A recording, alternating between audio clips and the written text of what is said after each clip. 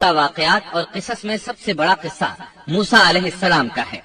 آپ اللہ کے اولو العزم رسول تھے۔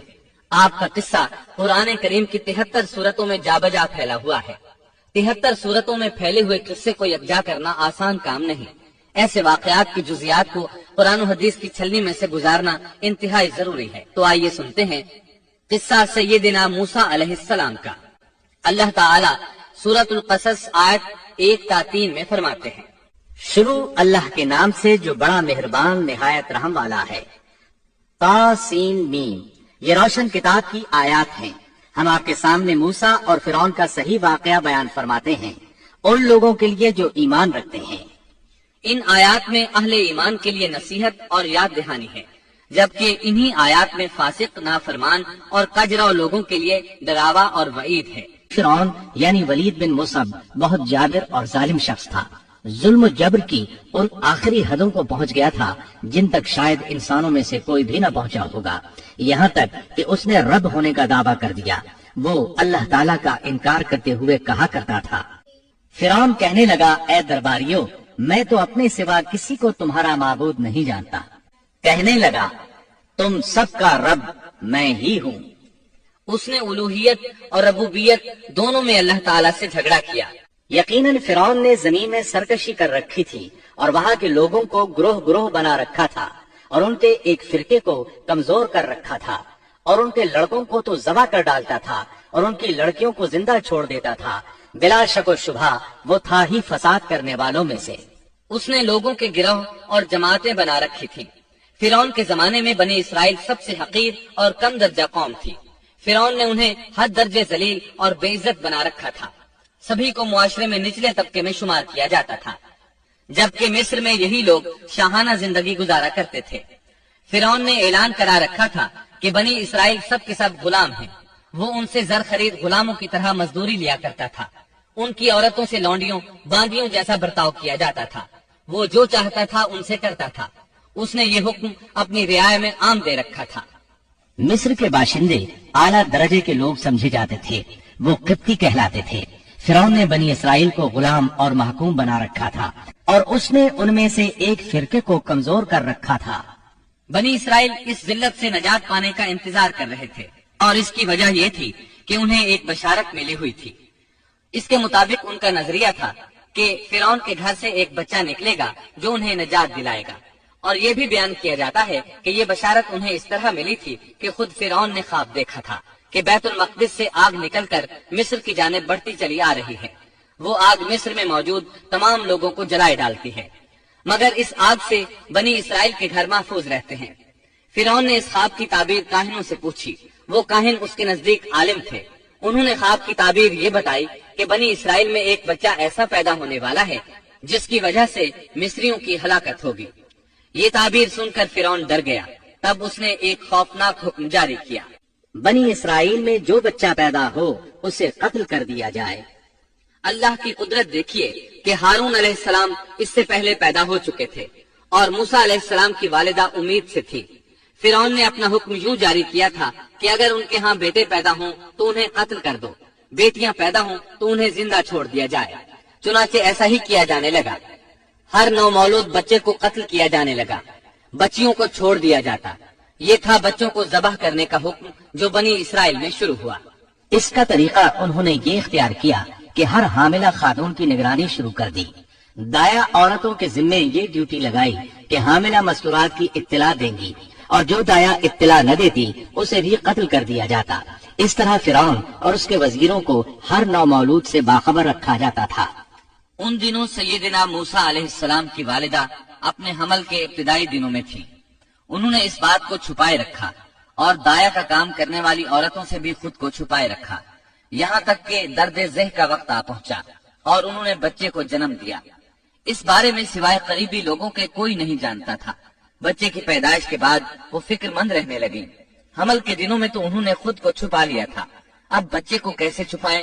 پھر بھی اپنی پوری کوشش کرتی رہی، یہاں تک کہ ان کے پاس اللہ کا حکم آ گیا۔ یہ حکم اللہ نے ان کے دل میں ڈالا تھا، یعنی القاء کیا گیا تھا۔ یہ وہ وحی نہیں تھی جو پیغمبروں پر آتی ہے۔ اور ہم نے موسیٰ کی ماں کو وحی کی کہ اسے دودھ پلاتی رہ، اور جب تجھے اس کی نسبت کوئی خوف معلوم ہو तो इसे दरिया में बहा देना और कोई डर खौफ या रंज गम न करना। हम यकीनन इसे तेरी तरफ लौटाने वाले हैं और इसे अपने पैगंबरों में बनाने वाले हैं। मतलब ये था कि जब तफ्तीश और तहकीक शुरू हो या खतरात बढ़ जाएं, तो इसे दरिया में डाल दें। इस आयत मुबारका में बैक वक्त 2 खबरें, 2 अहकाम, 2 हुक्म इम्तिनाई और 2 बशारतें हैं। यानी हमने मूसा की माँ को वही की कि इसे दूध पिलाती रहे। ये 2 खबरें हैं। और जब तुझे खौफ महसूस हो तो इसे दरिया में बहा दे। ये 2 हुक्म है। कोई खौफ न खा और कोई गम न कर, ये 2 इम्तिनाई हुक्म हैं। हम यकीनन इसे तेरी तरफ लौटाने वाले हैं और इसे अपने पैगंबरों में से एक पैगंबर बनाने वाले हैं। ये 2 बशारतें हैं। और फिर वाकई तलाश शुरू हो गई। बनी इसराइल पर सख्ती की गई। मूसा अलैहिस्सलाम की माँ ने अल्लाह के हुक्म के मुताबिक बच्चे को संदूक में रखा और दरिया में छोड़ दिया। साथ ही मूसा अलैहिस्सलाम की बहन से कहा, तू भी इसके पीछे पीछे चलती जा। चुनाचे वो दरियाए नील की मौजों में चले और उनकी बहन किनारे किनारे चली। अपने भाई की निगरानी करती जा रही है कि दरिया में डालने के बाद क्या बनता है। अल्लाह ताला सूरतुल कसस आयत 11 में फरमाते हैं, मूसा की वालिदा ने उनकी बहन से कहा, तू इसके पीछे पीछे जा। तो वो उसे दूर से देखती रही और फिरौनियों को इसका इल्म भी न हुआ। संदूक बहता हुआ फिरौन के महल्लात के करीब आन ठहरा। महल्लात दरियाए नील के किनारे थे। अल्लाह ताला सूरतुल कसस में फरमाते हैं, आखिर फिरौन के आदमियों ने संदूक उठा लिया। आखिरकार यही बच्चा उनका दुश्मन हुआ और उनके रंज का बायस बना। अब वो इसकी भलाई चाह रहे हैं, लेकिन वही फिरौनियों के लिए वबाल जान बनने वाला था। अल्लाह सूरतुल कसस आयत 8 में फरमाते हैं, कुछ शक नहीं कि फिरौन और हामान और उनके लश्कर थे ही खताकार। फिरौन की बीवी ने फौरन पहचान लिया कि ये बच्चा बनी इसराइल में से है। चुनाचे उसने कहा, और फिरौन की बीवी ने कहा, ये तो मेरी और तेरी आंखों की ठंडक है, इसे कत्ल न करो। बहुत मुमकिन है ये हमें कोई फायदा पहुंचाए या हम इसे अपना बेटा ही बना लें। और ये लोग शऊर ही नहीं रखते थे। मतलब ये कि इस पूरे मामले में अल्लाह ताला की तकदीर से उन्हें आगाही नहीं थी। इस पर फिरौन ने कहा, ये सिर्फ तेरी आंखों की ठंडक है, मेरी नहीं। मैं नहीं चाहता बनी इसराइल का कोई बच्चा मेरी निगरानी में पले, लिहाजा ये सिर्फ तेरी ही आंखों की ठंडक है। इब्ने अब्बास रजी अल्लाह अन्हुमा फरमाते हैं, अगर फिरौन ये बात कह देता कि ये मेरी भी आंखों की ठंडक है तो अल्लाह ताला उसे हिदायत दे देता, लेकिन उसने यूं कहा, ये सिर्फ तेरी आंखों की ठंडक है, मेरी नहीं। और फिर हुआ भी यही। मूसा अलैहिस्सलाम आसिया की आंखों की ठंडक बन गए, फिरौन की आंखों की ठंडक न बने। अल्लाह ताला सूरतुल कसस आयत 10 में फरमाते हैं, और मूसा की वालिदा का दिल बेकरार हो गया। यानी उसका दिल मूसा अलैहिस्सलाम की याद के अलावा दुनिया की हर चीज से खाली हो गया। माँ की मोहब्बत और माँ के दिल का हाल जरा देखिए। मुसीबत में उस पर क्या गुजरती है। वो मेहरबानी जो माँ के दिल में होती है, वो मोहब्बत जो सिर्फ उसी दिल का खासा है। हम मर्दों की जमात इस कैफियत को नहीं जानती जो मुसीबत के वक्त माँ के दिल पर गुजरती है। चुनाचे अल्लाह ताला फरमा रहे हैं, और मूसा की वालिदा का दिल बेकरार हो गया। यानी मूसा अलैहिस्सलाम की मोहब्बत के सिवा उस दिल में और कुछ न रहा। हर वो चीज जो उसे दुनिया में प्यारी थी, मूसा की मोहब्बत पर गालिब न आ सकी। बस दिल में मूसा ही मूसा थे।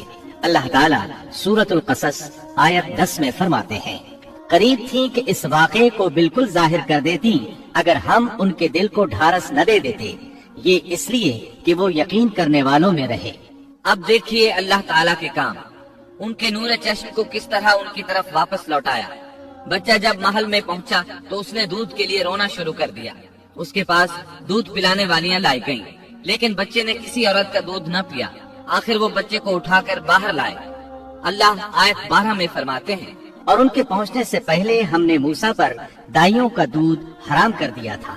जो औरत भी आपको दूध पिलाने की कोशिश करती, नाकाम हो जाती। अब जाहिर है ये रुकावट तो अल्लाह ताला की तरफ से थी। कोई दूध पिलाने में कामयाब हो भी कैसे सकती थी। उधर मूसा अलैहिस्सलाम की बहन दूर खड़ी ये सब देख रही थी। सूरतुल कसस आयत 12 में है, ये कहने लगी, क्या मैं तुम्हें ऐसा घराना न बताऊं जो इस बच्चे की तुम्हारे लिए परवरिश करे और हों भी वो इस बच्चे के खैरख्वाह। उन्होंने पूछा, ए बच्ची, तू कैसे जानती है कि वो इस बच्चे की खैरखाही करेंगे। बच्ची ने जवाब दिया, इसलिए कि वो एक गरीब घराना है। जब उन्हें मालूम होगा कि ये बच्चा फिरौन के घर से आया है तो उन्हें इनाम और इकराम मिलने की उम्मीद रहेगी। اس گھر میں ایک نیک سیرت خاتون ہے، وہ اس بچے کو بخوشی دودھ پلانا قبول کرے گی۔ انہوں نے کہا چلو ٹھیک ہے۔ چنانچہ آپ کی بہن انہیں گھر لے آئی۔ والدہ محترمہ نے بچے کو دودھ پلایا تو آپ نے فوراً دودھ پینا شروع کر دیا۔ سیدہ آسیہ نے ان کی طرف پیغام بھیجا کہ وہ محل میں آ جائے اور جب تک بچہ دودھ پیتا رہے وہ اس کے پاس محل ہی میں رہے، لیکن موسیٰ علیہ السلام کی ماں نے انکار کر دیا۔ انہوں نے کہا میرے اہل و عیال ہیں، میرے خامند بھی ہیں، لہٰذا ان کے ہوتے ہوئے میں گھر نہیں چھوڑ سکتی۔ اب چونکہ بچے نے کسی اور کا دودھ پینا قبول نہیں کیا تھا، اس لیے وہ خود بچے کو لے کر آتے تھے۔ اس طرح موسیٰ علیہ السلام کی والدہ کا بے حد احترام ہونے لگا۔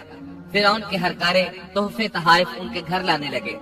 اللہ تعالیٰ آیت 13 میں فرماتے ہیں، بس ہم نے اسے اس کی ماں کی طرف واپس پہنچایا تاکہ اس کی آنکھیں ٹھنڈی رہیں اور آزردہ خاطر نہ ہو، اور جان لے کہ اللہ کا وعدہ سچا ہے، لیکن اکثر لوگ نہیں جانتے۔ اس طرح موسیٰ علیہ السلام شاہی محل میں پلنے بڑھنے لگے، یہاں تک کہ 18 سال کے خوبلو نوجوان ہو گئے۔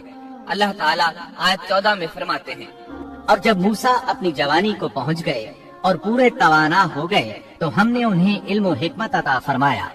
نیکی کرنے والوں کو ہم اسی طرح بدلہ دیا کرتے ہیں۔